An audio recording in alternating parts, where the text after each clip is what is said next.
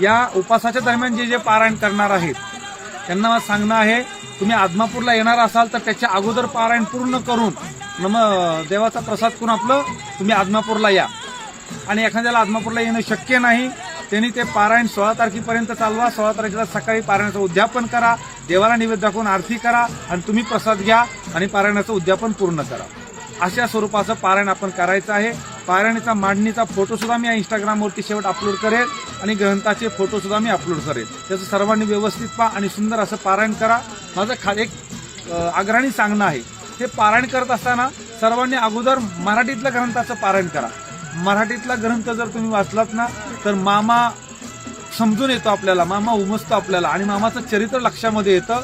आणि इतकं महान चरित्र आहे ना, अक्षरशः चरित्र वाचत असताना डोळ्यातलं पाणी थांबत नाही, कारण देवानं आपल्यासाठी केलेलं कष्ट आपल्याला लक्षामध्ये येतं. म्हणून शक्यतो मराठीतलाच ग्रंथ सर्वांनी वाचावा अशी सर्वांना विनंती. सर्वांना जय बाळू.